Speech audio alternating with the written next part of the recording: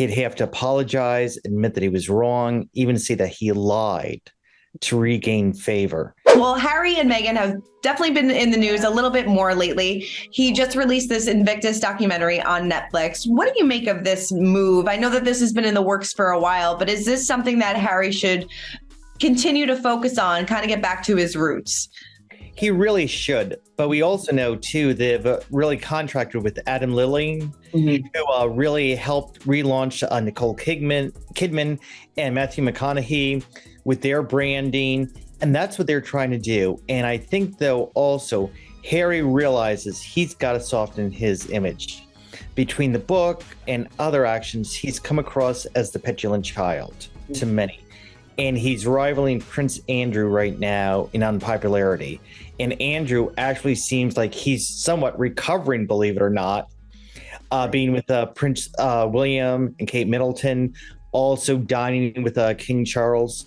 So Harry has to do something to soften his image. I totally agree with you. But it didn't seem like this docuseries really connected with audiences. It really wasn't in the Netflix top 10 for very long.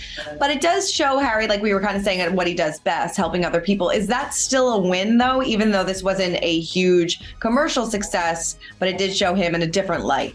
It's a slight win. The problem for Harry is his brand has been damaged so severely with all this controversy.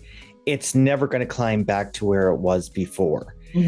I mean, he would have to really do a 360. He'd have to apologize, admit that he was wrong, even say that he lied to regain favor. And that is something we're not going to see.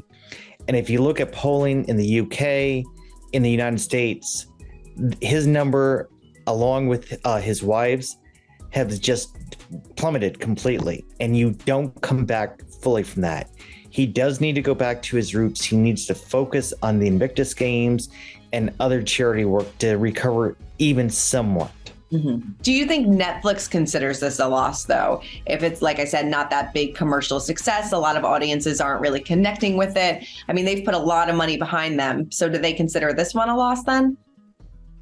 They do. And the other thing that Netflix and other brands are going to be looking at is how toxic is Harry. And part of the reason why this was a loss was he's toxic to a lot of the public. Even the rebranding, going to the games with the Beckhams and others, it's not helping his brand because he's seen by many people as being out of touch, very elitist as well.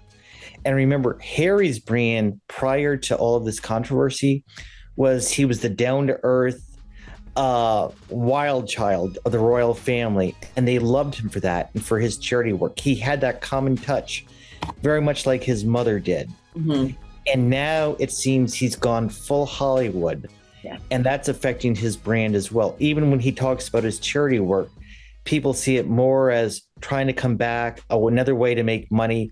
They don't see the sincerity that we used to see with Harry.